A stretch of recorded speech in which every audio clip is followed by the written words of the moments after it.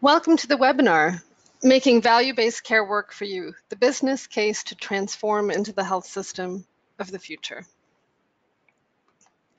My name is Seema Mathur. I'm Director of Strategy for Sage Growth Partners. Sage Growth Partners is a research, strategy, and marketing firm based in Baltimore that has an exclusive healthcare focus. I have 25 years of broad healthcare experience across the health system and payer space, having worked across administrative, clinical, and financial systems as both a vendor and a health system insider. I'd like to introduce the other panelists with me on the webinar today.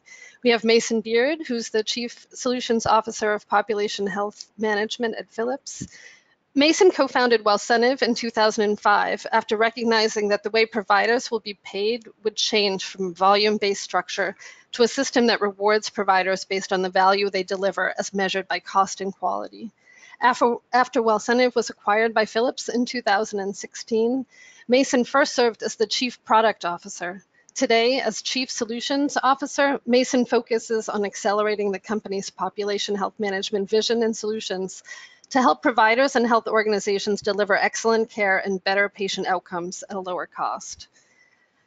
Dr. Scott Cullen is a principal at ECG Management Consulting, where he focuses on facilitating transformation. He has 23 years experience in clinical delivery, management, and strategy consulting, and has led work at some of the nation's top AMCs and integrated delivery networks. Dr. Cullen has helped numerous systems navigate the challenges of emerging payment and delivery models and make their transformation to population health managers.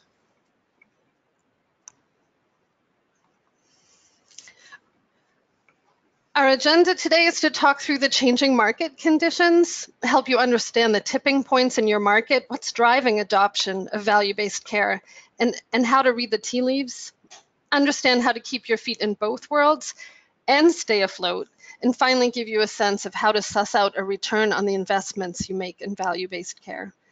We'll leave about 15 minutes at the end for questions.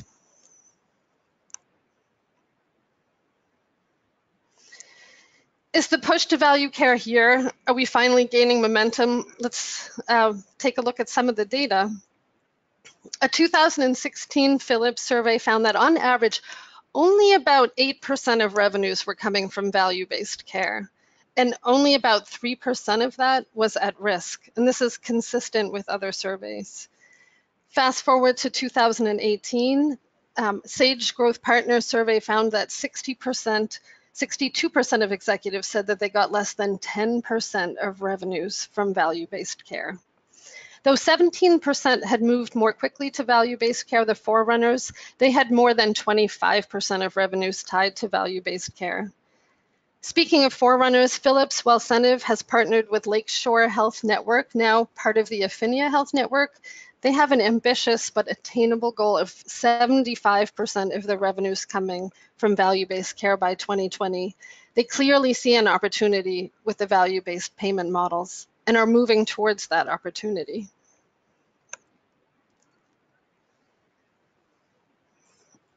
Slow to date, but watch out. Systems like Lakeshore are in front of that wave. But if we look at the language of HHS Secretary and Deputy Secretary, we know there's a push for the others coming. HHS Secretary Azar's recent quote signals where the administration is headed. There's no turning back to an unsustainable system that pays for procedures rather than value.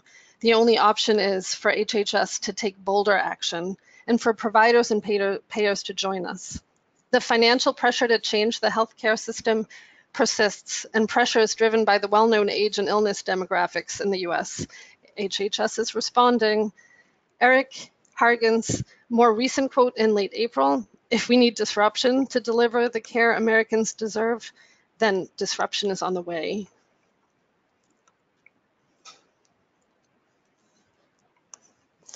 ACOs are leading the way. There are 124 new Medicare Shared Savings Program ACOs in 2018. The ACOs will add 1.5 million Medicare patients, bringing the total to 10.5 million in ACOs. And 51 total next generation ACOs, including Affinia Health Network's Trinity Health ACO in Michigan, that system that's pushing for that 75%. The two-sided risk pool is growing, bonus and penalties providing a bigger opportunity to health systems that opt in, pushed by CMS's sentiments. Though the ACOs said to CMS they're not yet prepared for two-sided risk, they need and want support, guidance, data, systems, and technology to support their risk efforts. From a Sage Growth Partners survey in 2018, we can see the top value-based programs. 72% of health systems polled were participating in ACOs, more than BPCI, CGR, and CPC+. All of these programs require focus on risk mitigation and provide unique challenges and require similar value-driven but different strategies, analytics, and approaches to be successful. ACOs in the Medicare Shared Savings Program did reduce spending by about $1 billion in 3 years. The 73 most experienced ACOs each saved $3 million against their benchmark. 30% earned shared savings in 2016. First-year ACOs may not realize savings, but once they get more experience, they have shown an increase in return on investment with value-based care. The savings percent growing from 18% for new ACOs to 42% for those 4-year-old ones. The improved performance demonstrates the value of the experience as they tool up and learn to implement programs. They iterate on progress and drive savings over time. Not surprisingly, ACOs that earned shared savings attain higher quality scores. Quality care and preventative care provides some of the savings opportunities. Averaged Medicare shared savings performance across the 25 ACO measures that were used consistently across program years showed a 15% improvement. Some of those quality scores are related to follow-up and preventing gaps in care, such as screening for blood pressure and follow-up, controlling hemoglobin A1C, etc. Certainly, part of the solution is around patient engagement. Engage the patient in wellness and prevention and expect improvement. As value-based care increases, patient competition and loyalty will begin to heat up. They want to, their revenues tied to those patients. We know this now. It's the ABCs of success in value-based care. It's about volume, not service volume anymore, but patient volume and the right service volume with a focus on prevention and wellness. And ACOs that practice this and adopt the tools improve over time.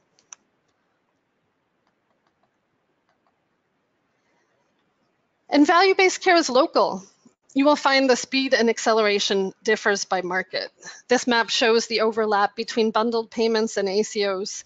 The majority of the country has both ACOs and bundled payments, as shown in purple, but there are some exceptions. Others have none. The ACOs are banking on patient volume, and in competitive markets will begin to capture patients, purely by working hard to prevent gaps in care at first and keeping patients engaged and involved with their care. You can imagine the potential snowball effect engagement has on quality and reputation for systems in their local market.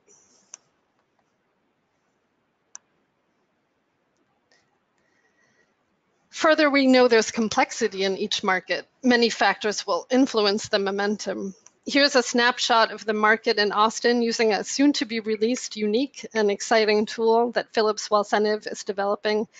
It helps providers understand the degree of EHR complexity, if EHR fragmentation, payer mix in their own markets, and the ways that these factors influence their unique position and potential in local markets. If you're curious about this tool, email me and I'll send you the link when it's completed.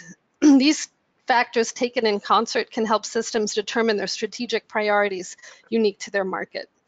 The steps and reasons each market needs to take to drive towards value-based care are local. Markets dominated by a single health system will have an easier time coordinating care, but may need to make stronger outreach a goal. We know the path isn't a one-size-fits-all.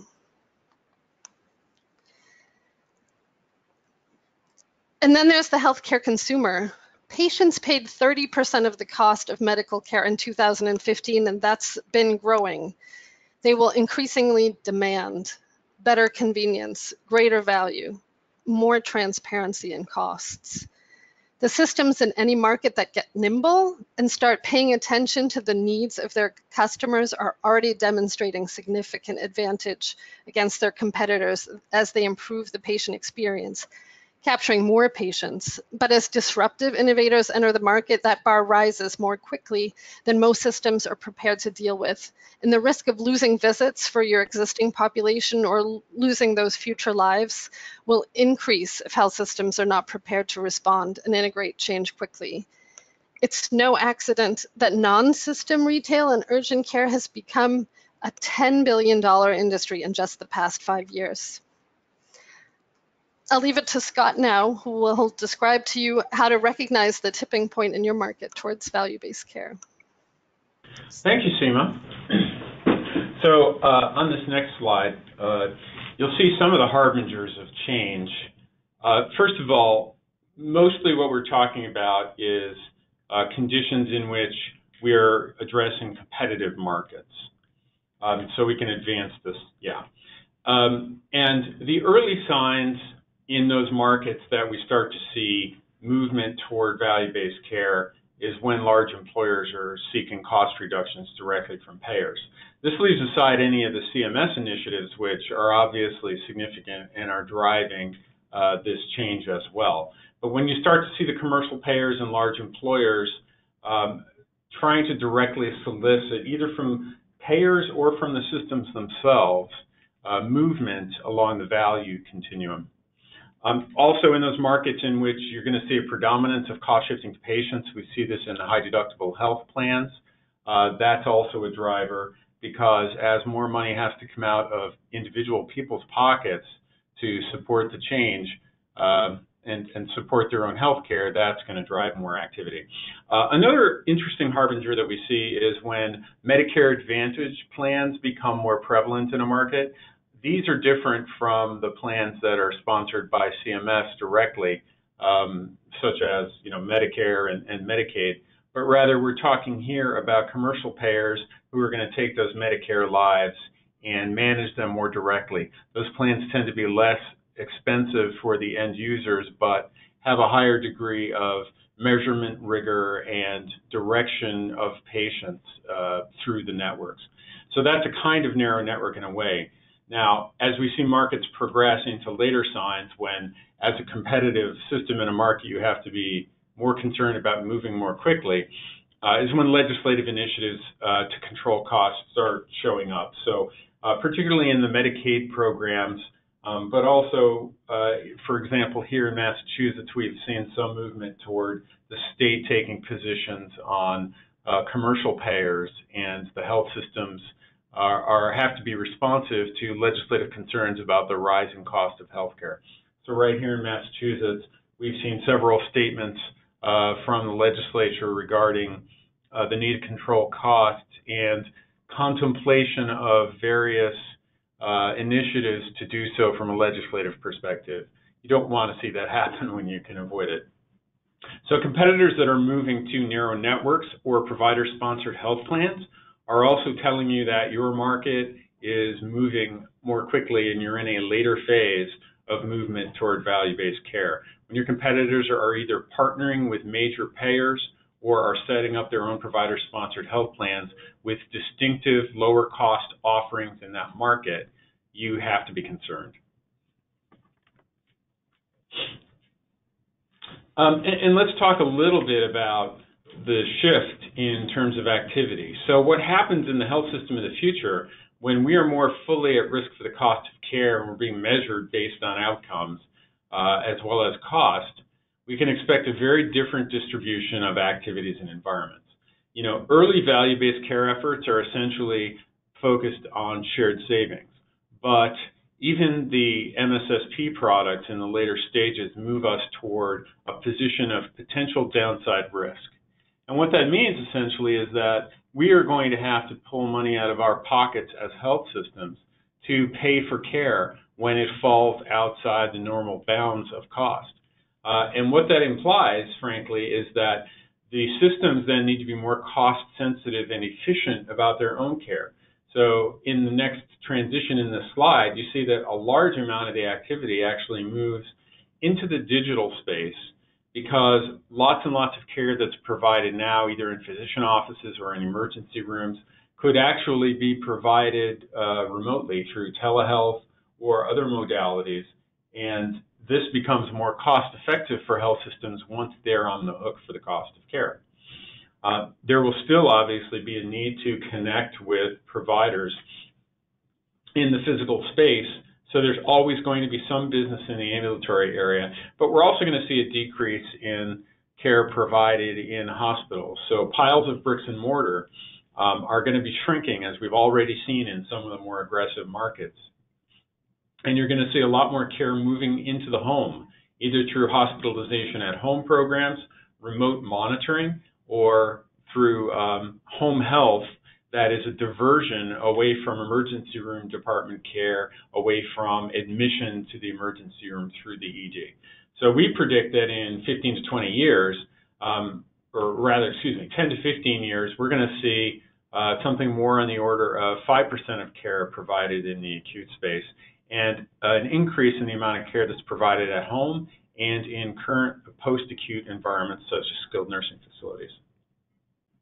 So let's talk a little bit about that health system of the future. It looks very different from the health system of today.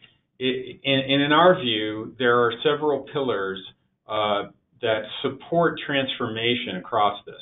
What's really going to be competitive enabler is going to be patient centricity, which is a response to the increasing consumerism, and value transparency. It's clear that when people have visibility into the cost of care more directly, when that money's coming out of their own pockets, they're going to make decisions based on cost.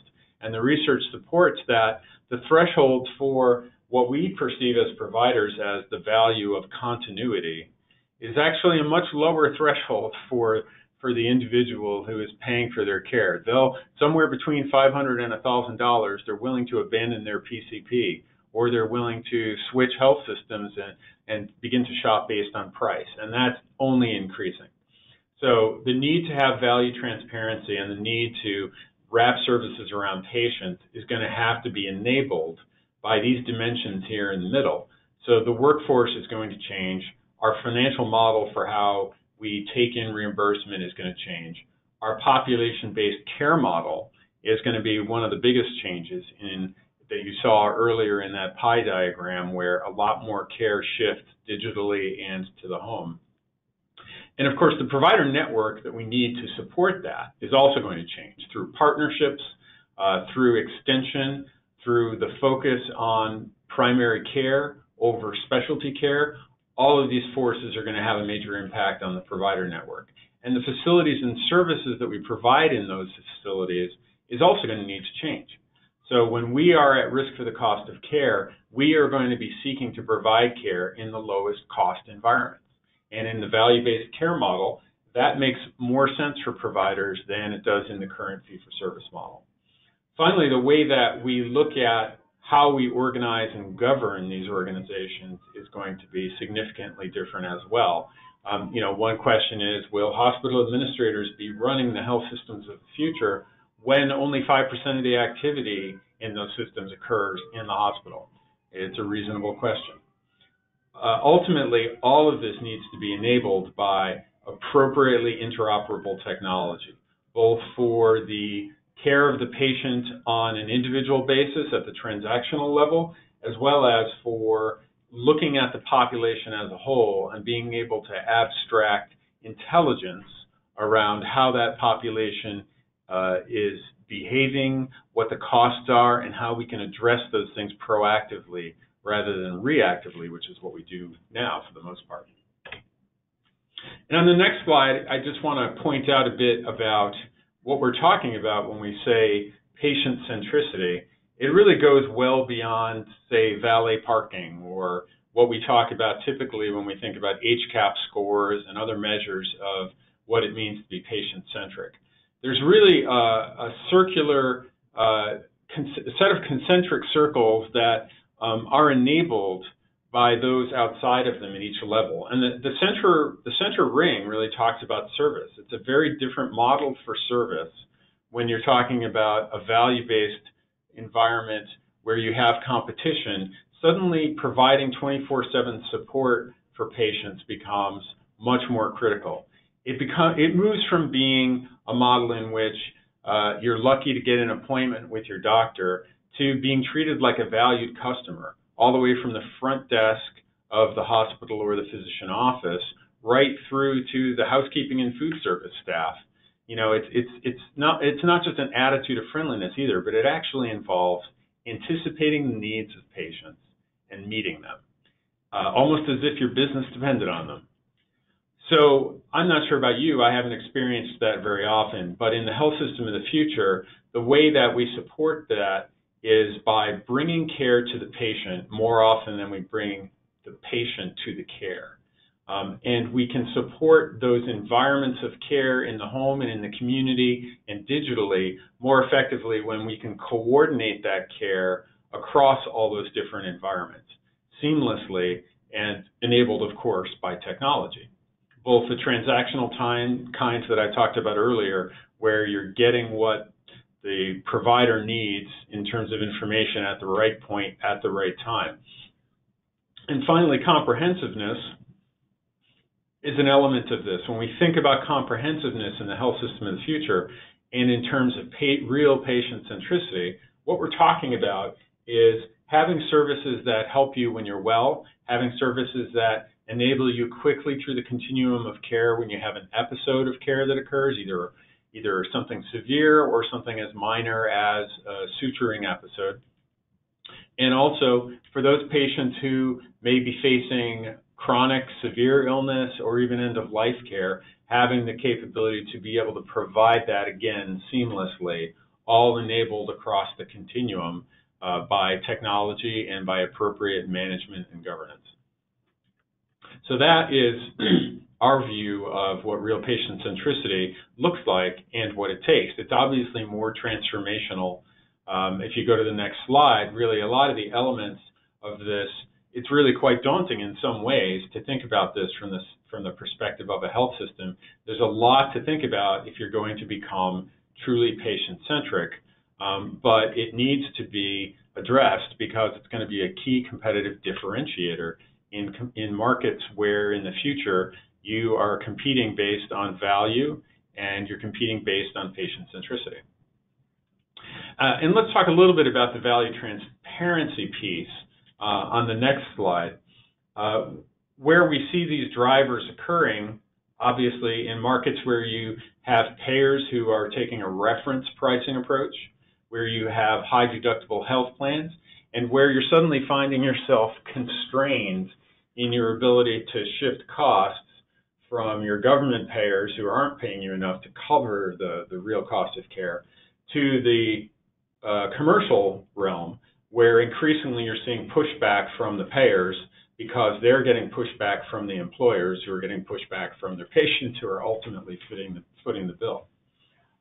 In addition, government initiatives and our own internal efforts to provide transparent pricing either through bundles or other initiatives are another element of, that are trying to drive value transparency. But we struggle with this.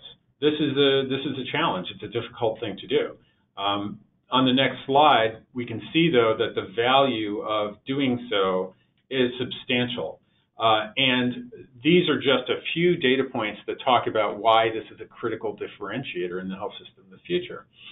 Here we're showing almost 20% of patients talking about switching their primary care doc if it means saving $500 to $1,000 bucks. I alluded to this earlier.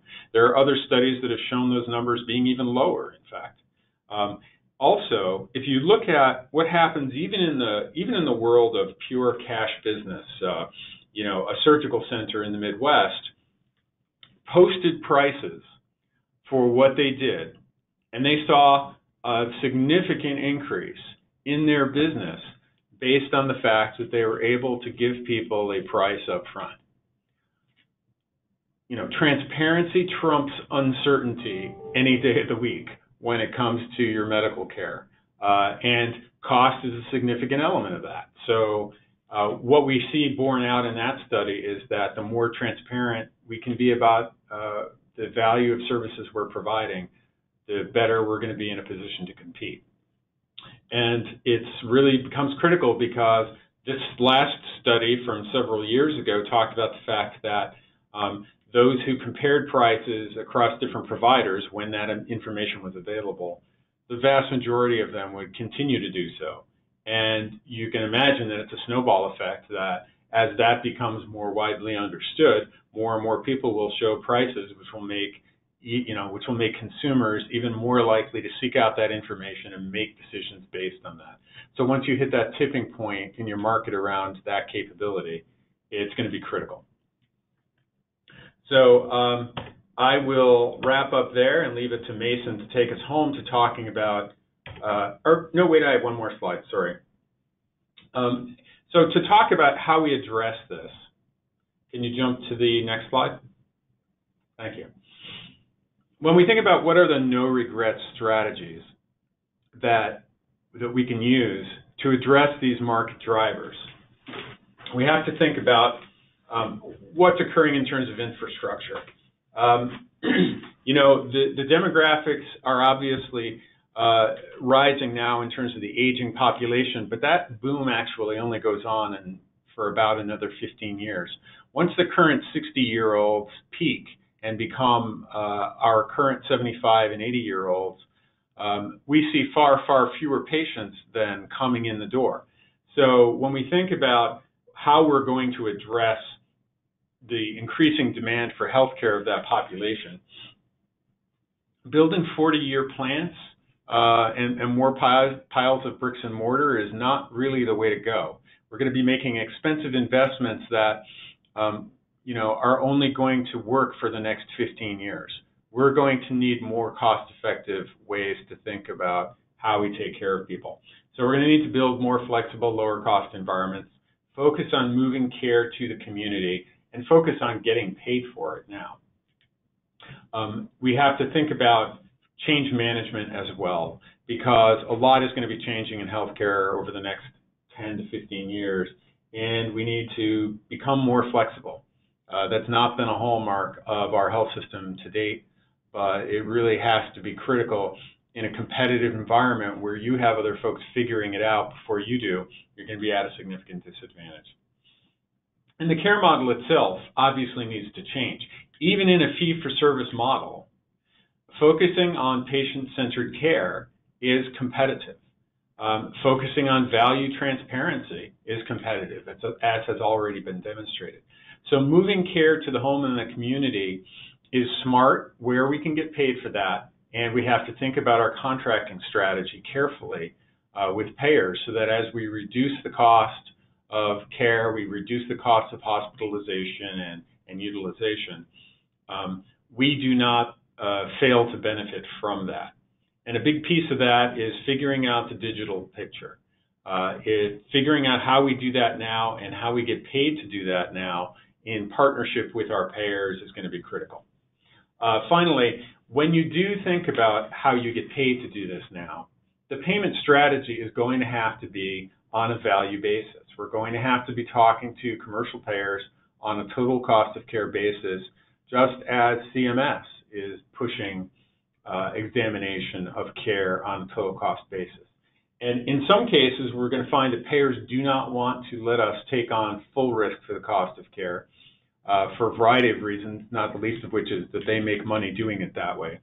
But more importantly, even if we're only going to share in any savings that we generate, we have to get some transparency with our payers on how that savings is identified, and it's got to be on the basis of reducing the total cost of care for the population we're contracted for. So with that, I will wrap up and leave it to Mason. Thank you, Dr. Cullen.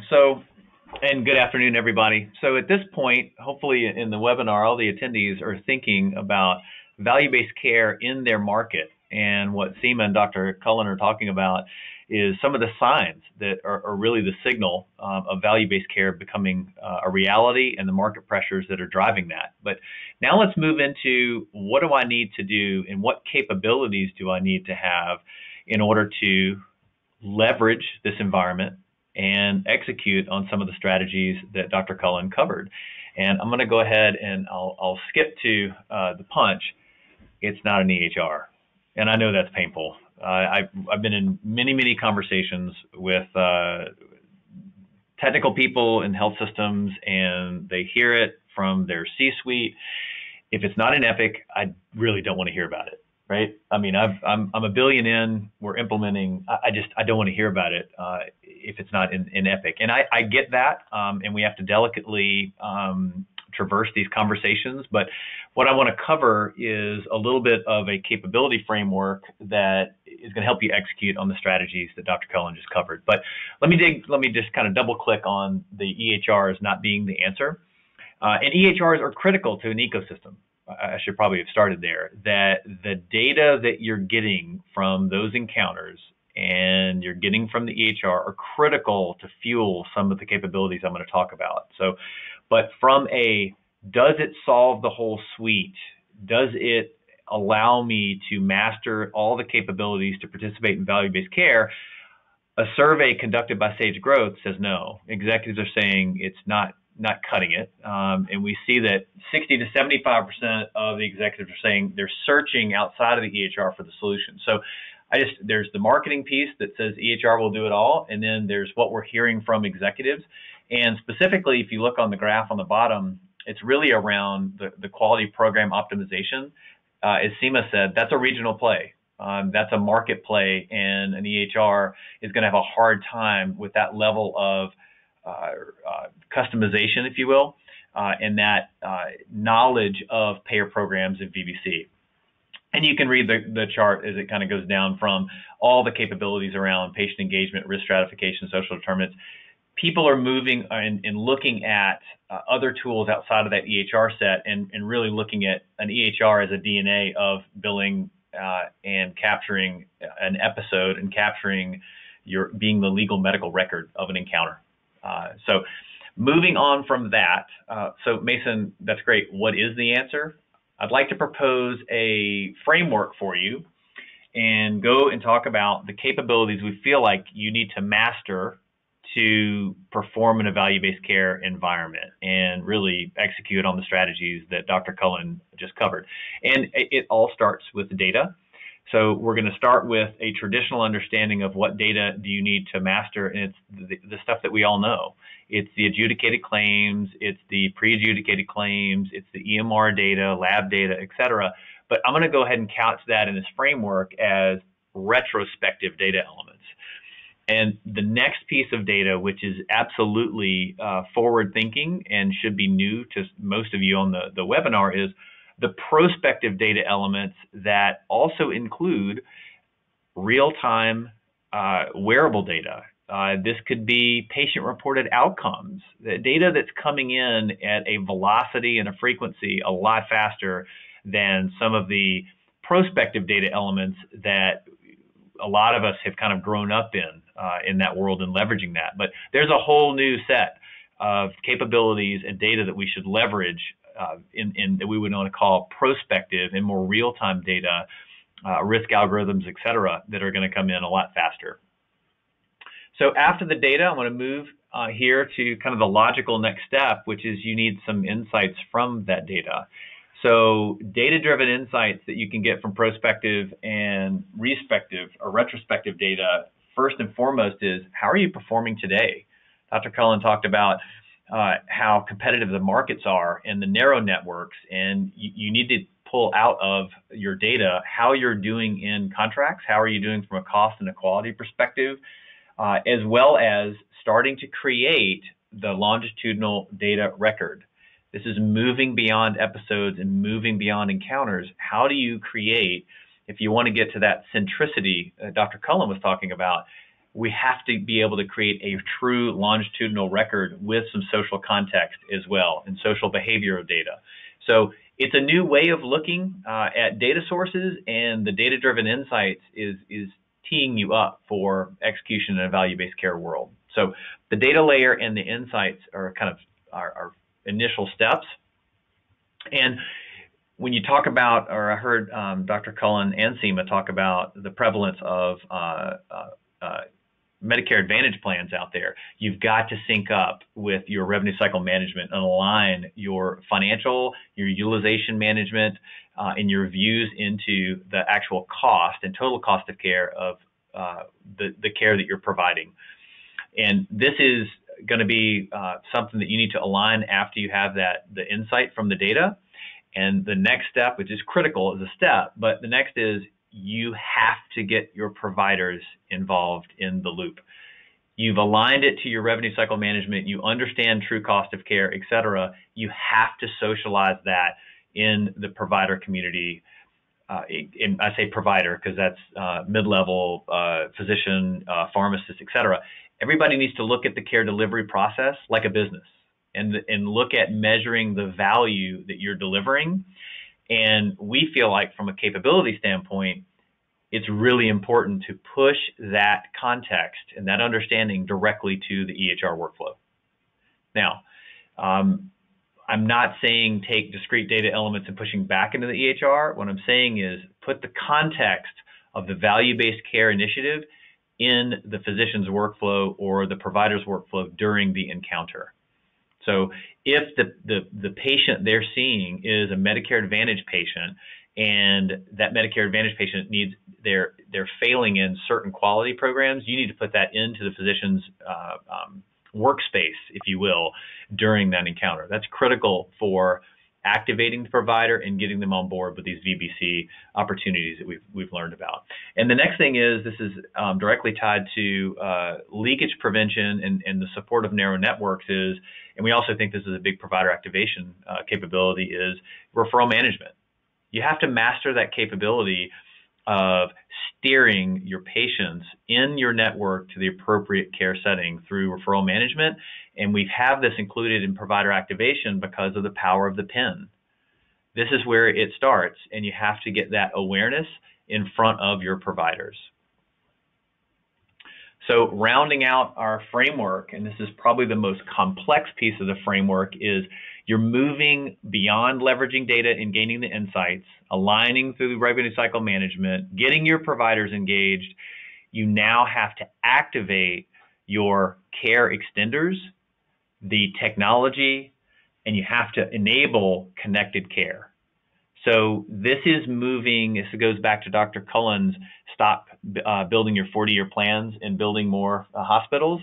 This is enabling care outside of the four walls of a hospital in different acute settings, from activating your patients in the home, making sure that the patients that are seen in long-term care or home health are in a connected environment. So I should pause here before I go through this list on the left. As Philips Wellcentive and Philips, we look at these capabilities and we're trying to educate. We cover a lot of these capabilities and we have solutions to help solve these problems, to help you master them. But we come at it as an open ecosystem where we know our customers have existing solutions. So our mantra and our philosophy is to augment and optimize whenever possible. So everything I'm covering here, we have a solution at play, but we also want to say that we're absolutely open to partnering where you have existing data sources, existing solutions, existing vendor relationships. We're absolutely open to that because we think that's the right philosophy, is being an open ecosystem, in kind of the anti-closed system that you've been hearing about all in the press. So going back to connected care enablement, patient-reported outcomes, providing care and medication management through devices in the home, personal emergency response. I'm going to talk to you about an ROI case study later about leveraging a personal emergency response system that is a low-cost solution in the home to help bend the cost curve. Virtual care systems and standards and integrated care management. How can I access either online educational content in my home? How can I consume that, but triage that up to talking to a care manager, and then triage that up one more level to actually have a doctor's visit while I'm in the home? That's what I mean by connected care enablement. And it is a critical piece to your capability framework here. And as you transform your organization into thinking like a value-based care delivery network versus the old volume-based. So this connected care enablement, moving beyond bricks and mortar, I can't stress this enough about how to leverage these technologies and solutions. And certainly last but not least, that philosophy of we can't do it alone. Your vendor should be a partner and should enable other solution providers into the ecosystem, and it should be a BYOD philosophy. Bring your own device, bring your own solution, because we're all looking to fill out these capabilities together, and it's not a one-size-fits-all. So that's our commitment as Philips Wilson and Philips, that we help power this capability framework, but we are open from an ecosystem perspective, and we have partners that we leverage that are outside of our vendor relationship, as well as we're open to partnering with you in existing relationships you have.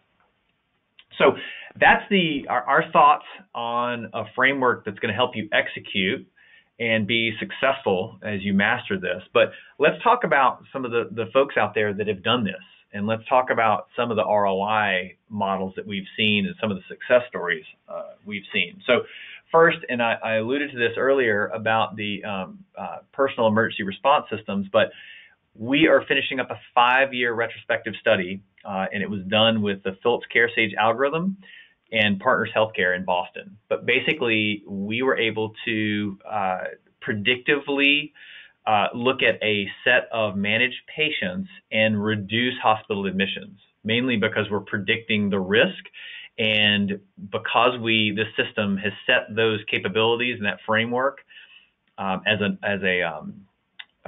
part of their execution strategy, they've been able to realize that they've avoided 224 hospital admissions that were completely avoidable.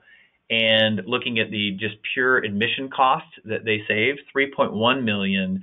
And if you look at thinking about your at-risk population, if it's a Medicare Advantage population, and you're thinking about some of that infrastructure and the data insights, looking at a population using the ER too much, and this is a really, really high-value enabled care solution that you can deploy and basically have a better patient experience and intercept those or execute on those avoidable hospital admissions.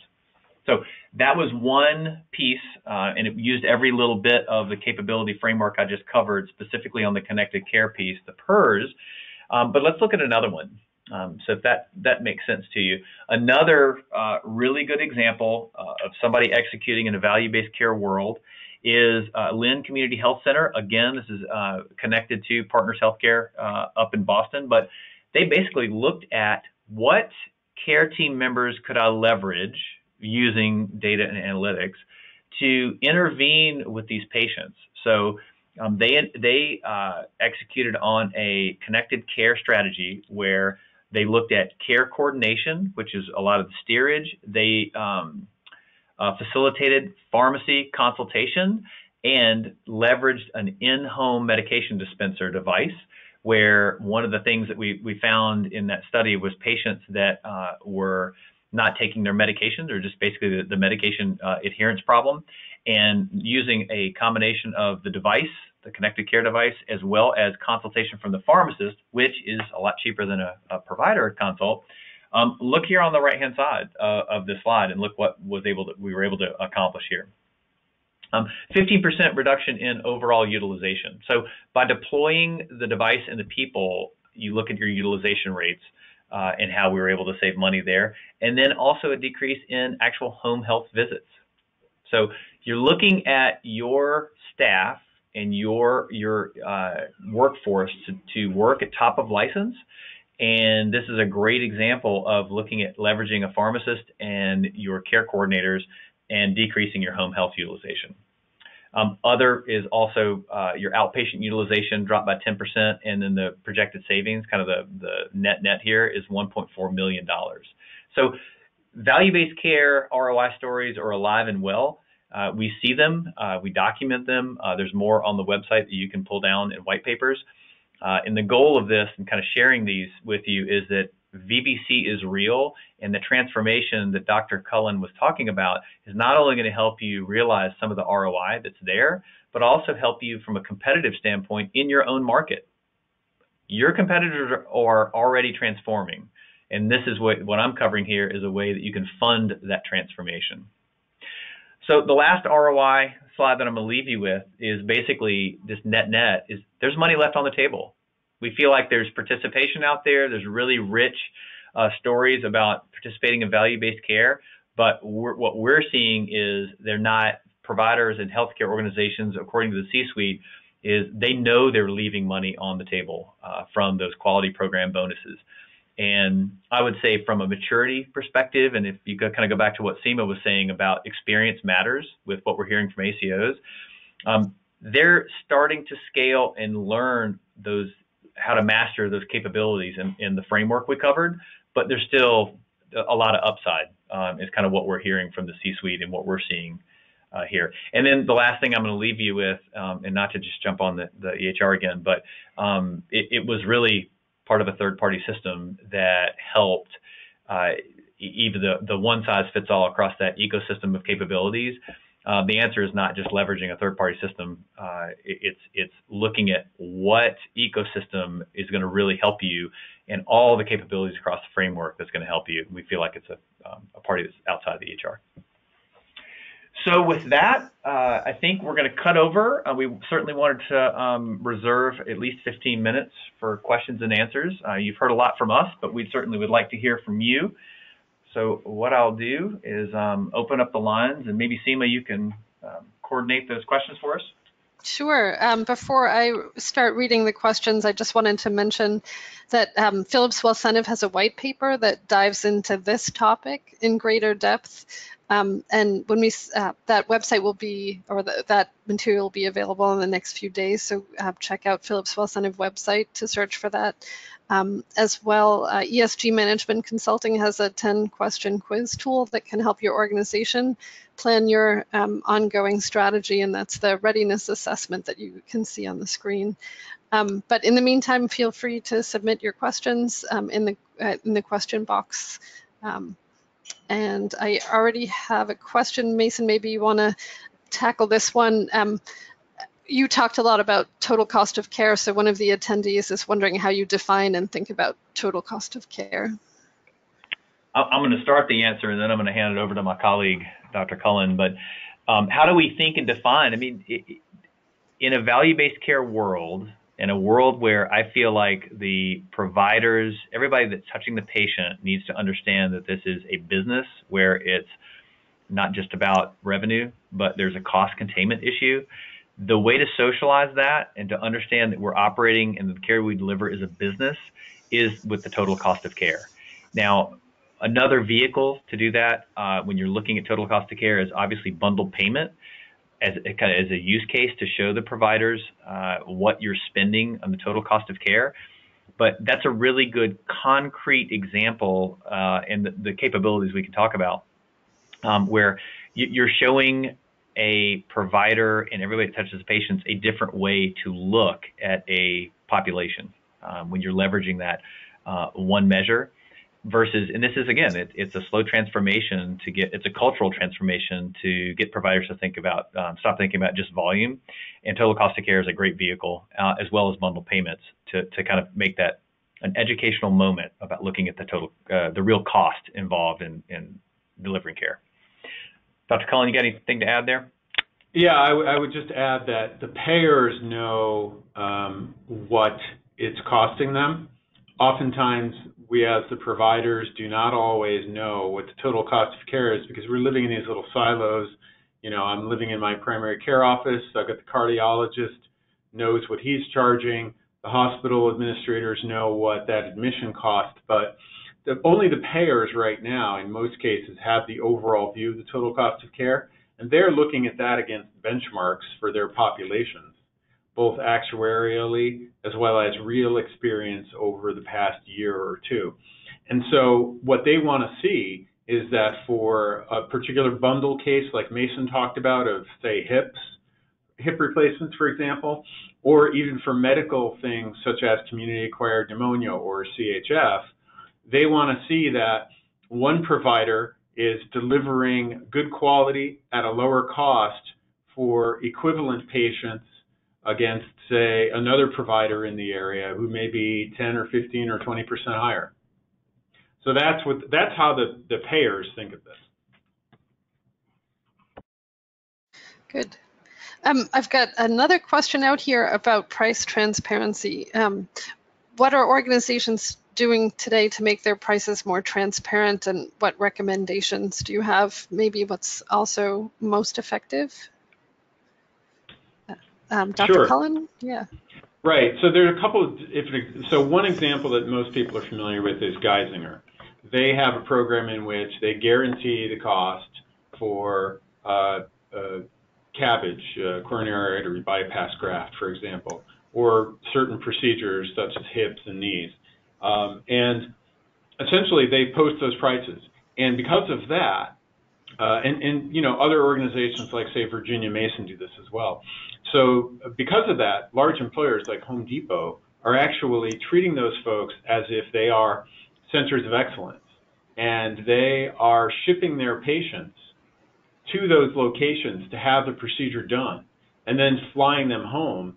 And in their point of view, that's cheaper than sending it to another organization where they can't actually be sure what the cost is going to be, what the final bill is going to be. So that guarantee program that Geisinger used has been a great business driver for them. At the smaller level, you can talk about organizations such as Zoom Health in the Pacific Northwest, which is a network of primary care docs who have an app with which you can see the prices for a physical exam, for a flu shot, for you name whatever the top 30 standardized primary care procedures are. And so that when you walk in, those numbers are literally posted on the wall behind the receptionist.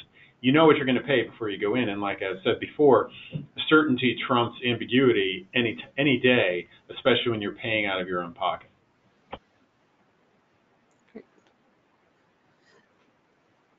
Anything you want to add, Mason? No, I think it's covered. I was actually struck by, Dr. Cullen, you had in one of your slides about the increase in volume for the organization that actually posted their prices. I thought that was really interesting in your Zoom example, kind of this very innovative model. But I just think the importance of it, this is not just VBC as an academic exercise. You look at gaining market share by delivering care differently. And pricing transparency is just one strategy, and I think it's an important component. I have another question here. My system is not seeing value-based contracting action with payers today, so they're in a wait-and-see role. How do they get ready for what they know is coming? Any first steps? What, you mean take this? Sure. Mason. Yeah, I'm a big believer in lean in. A key component to success here, and everything we've covered, is collaboration with either payers and or employers. And if you're not seeing emotion, and you're not seeing those signs and signals that we talked about in the webinar in your region, lean in. Aggressively go. If you have some of the capabilities that we talked about, leveraging data and the insights to understand some of the components of total cost of care, the quality of the care you're delivering, et cetera, lean in. Start the conversation with the payer and say, hey, I'm doing some really innovative stuff here, and here's the quality benchmarks that I've been able to hit, and here's some of the cost savings that I've been able to hit. It can be anything from ER utilization, hospital readmissions, your HEDIS scoring for your physicians, or certain populations that you know are a sensitive population for that particular payer, and proactively go and start a conversation with them. And that could lead to leverage power for being incented on those, or start the conversation of, do you have any performance program that would reward me for the value that I'm delivering you? But you have to get your ducks in a row first. And that's kind of the majority of this webinar is, what do you need to do to get your ducks in a row to execute on some of these strategies? Great.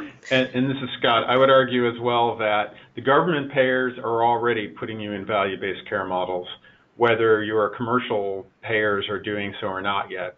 CMS has been very clear, as Seema pointed out earlier, they want to see 50% of revenue in some kind of value-based model by 2024.